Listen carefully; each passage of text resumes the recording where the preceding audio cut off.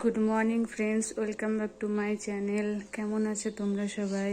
আশা করি ভালো আছো। আজ হচ্ছে সোমবার।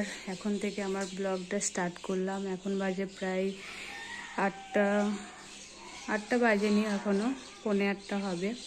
তা ঘরের মোটামুটি সব কাজ সেরে নিয়েছি। এবার যাবো একটু সিঁড়িটা ঝাড় দেবো। সিঁড়িটা অনেক কদিন ঝাড় দেওয়া হয়নি, 2-3 দিন। সিঁড়িটা ঝাড় দেবো। আর আজকে সোমবার আছে, ছেলের পরীক্ষাও আছে, তাই সকাল সকাল কাজ টাজ করে নিয়ে রান্না টান্না করে নিয়ে তারপর পুজো আছে, পুজো করতে হবে। তো চলো এখন আমি সিঁড়িটা ঝাড় দিয়ে নিই। সিঁড়িটা ঝাড় দিয়ে নিচ্ছি। 2-3 দিন ঝাড় দেওয়া হয়নি। আর এই টাইমটা একটু ধুলো হয়, একটু বাতাস হলে হলে একটু ধুলো হয় বেশি, তাই ঝাড় দিয়ে পরিষ্কার করে নিচ্ছি।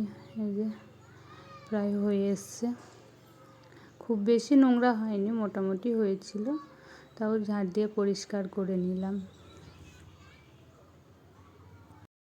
ছাদে এলাম, কিছু জামা কাপড় আছে, ওগুলো কেচে দেবো। আর ঠাকুরের থালা বাসনটা ধুয়ে নেবো, নিয়ে তারপর রান্না টান্না করব।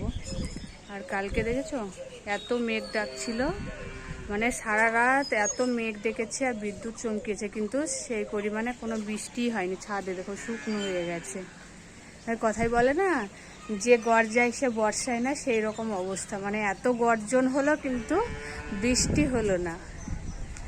তাই যা হয়েছে অল্প কিছু একটু হয়েছে। আর সারা রাত তো প্রচণ্ড মেঘ ডেকেছে, আর কারেন্টও একসাথে যাচ্ছিল আর আসছিল। আর এদিকে দাঁড়াও, তোমাদের একটা দেখাই, রজনীগন্ধাটা কীরকম ফুটেছে। এই যে রজনীগন্ধাটা দেখো, ফুলগুলো ফুটে গেছে আর খুব সুন্দর গন্ধ দিচ্ছে। এই যে এই সাইড দিয়ে যখন হেঁটে যাচ্ছি তখন রজনীগন্ধার গন্ধটা বেরোচ্ছে, খুব সুন্দর লাগছে। তো আমি আগে এগুলো বাসন টাসনগুলো ধুয়ে নিই, নিয়ে কাজ করে নিই। আজকে একটু তাড়াই আছে কাজের, আবার আসছি পরে তোমাদের সাথে কথা বলতে। কাচাকুচো করে নিলাম, এই যে। আর এই ঠাকুরের থালা বাসনও ধুয়ে নিলাম। এবার যাব নিচে, নিচে গিয়ে দেখি কি কি রান্না হবে আজকে। আজকে তো সোমবার, নিরামিষ করব। তো যাই, এবার রান্নাঘরের দিকে এগোই আস্তে আস্তে। রান্না করে নিয়েছি, আজকে হয়েছে নিরামিষ, আজকে সোমবার।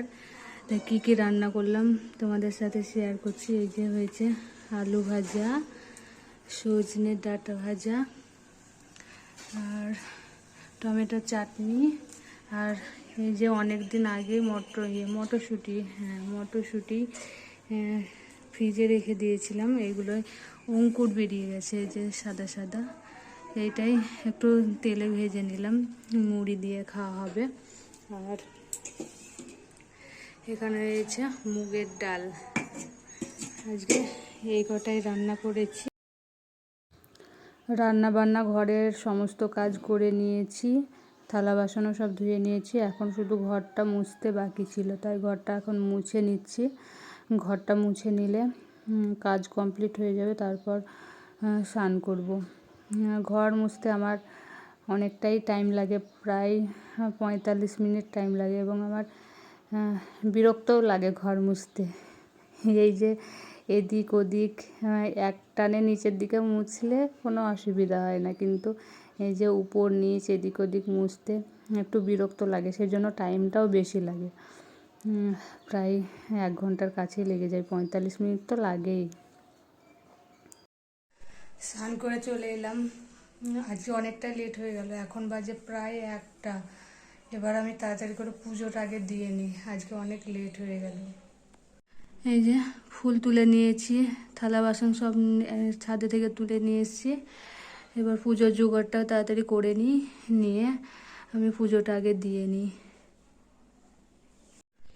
এই যে পুজো দিয়ে নিলাম, পুজো দেওয়া হয়ে গেল, তাই একটু ঠাকুরের দর্শন করিয়ে দিলাম তোমাদের।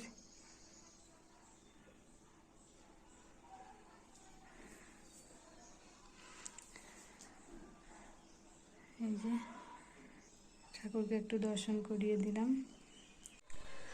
কাল রাতে একবার এমন জোরে বিদ্যুৎ চমকিয়েছিল, মানে আশেপাশে কোথাও বাজ পড়েছে। তাই আমি তো জানি না, রাতে ওরকম জোরে বিদ্যুৎ চমকিয়েছিল। সকালবেলায় উঠে দেখছি এই যে সিলিং ফ্যানটা চালাচ্ছি, তখন চলছে না। আমি ভাবছি হয়তো এমনি খারাপ হয়ে গেছে। তারপর একটু বেলা হলে সাথী বলছে নাকি ওদের রাতে ফ্যানটাও, সিলিং ফ্যানটাও পুড়ে গেছে, টিভিও পুড়ে গেছে। কালকে ওই বিদ্যুৎ চমকেছিল জোরে, বাজ পড়েছিল সেই জন্য। তা আমি বুঝলাম তখন যে আমাদেরও তাহলে ওই যে বিদ্যুৎ চমকেছিল সেই জন্য ফ্যানটা পুড়ে গেছে, কিন্তু টিভিটা চালালাম, টিভিটা ঠিক আছে। তা কালকে রাতে অনেকের অনেক ক্ষতি হয়ে গেছে, আমাদেরও হয়েছে। আমাদের শুধু ফ্যানটাই পুড়েছে, টিভিটা ঠিকই আছে। কিন্তু সাথী বলছে ওদের নাকি টিভিও পুড়ে গেছে।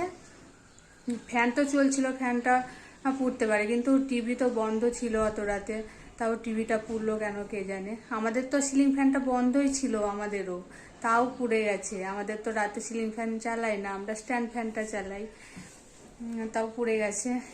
কি করা যাবে, কিছু করার নেই। এটা হচ্ছে প্রাকৃতিক দুর্ঘটনা, এটা তো কোনো কারোর হাত নেই। তো এটা ফ্যানটা সারিয়ে নিতে হবে, দেখি বলতে হবে দেওরকে সারিয়ে দেওয়ার কথা।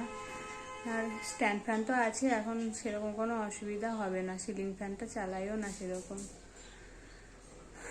স্নান করে পুজো টুজো করে নিয়ে অনেকক্ষণ বসে আছি। ছেলে এখনো আসেনি, পরীক্ষা শেষ হয়ে গেছে কখন, এখন প্রায় 2টো বাজতে যাচ্ছে, এখনো বাড়ি আসেনি। কি করছে কে জানি, দেখি কখন আসছে। আজকে ছেলে কি করেছে দেখো, আমি যখন হাঁটতে আসছিলাম তখন আমার হাতে ওর স্মার্ট ওয়াচটা পরিয়ে দিয়েছে, দিয়ে বলছে যে আজকে দেখবো তুমি কত হাজার স্টেপ হাঁটো আর কত কিলোমিটার হয় আর কতটা ক্যালোরি বার্ন হয় সেটাই দেখবে, সেই জন্য স্মার্ট ওয়াচটা পরিয়ে দিয়েছে। তো এখন আমি হাঁটছি, অনেকক্ষণই হাঁটা হয়েছে। হাঁটা কমপ্লিট হলে তারপর তোমাদের দেখাবো যে কতটুকু হাঁটা হলো, কত কিলোমিটার হলো সেটাও দেখাবো। এই যে হাঁটা কমপ্লিট হয়ে গেল, পুরো 1 ঘন্টা হাঁটলাম। 1 ঘন্টায় 5575 স্টেপ হাঁটা হয়েছে, আর কিলোমিটার হয়েছে 5 কিলোমিটার, 5 কিলোমিটার হয়েছে। ক্যালোরি বার্ন হয়েছে 326 ক্যালোরি। তাহলে তোমাদের অন ক্যামেরায় দেখিয়ে দিলাম যে আমি কত স্টেপ হাঁটি আর কত কিলোমিটার হাঁটি। আমি মোটামুটি আইডিয়া করে প্রতিদিন বলি যে 4 কিলোমিটার হাঁটি, কিন্তু না, 5 কিলোমিটার হাঁটা হয়ে যায়। সেটাই তোমাদের অন ক্যামেরায় প্রমাণ সমেত দেখিয়ে দিলাম। এখন বাজে প্রায় রাত 10টা, খাওয়া দাওয়া কমপ্লিট হয়ে গেছে। থালা বাসনটা ধুয়ে রাখছি। আমি প্রতিদিনই রাতে এঁটো বাসন সব ধুয়ে রাখি, এঁটো বাসন ঘরে রাখি না। তাই এখন থালা বাসনটা ধুয়ে নিচ্ছি, ধুয়ে নিলেই হয়ে যাবে। আর ওদিকে ছেলে পড়া করছে, ওর কালকে আবার পরীক্ষা আছে। তো ব্লগটা এখানেই শেষ করলাম। সবাই ভালো থেকো, টাটা, গুড নাইট।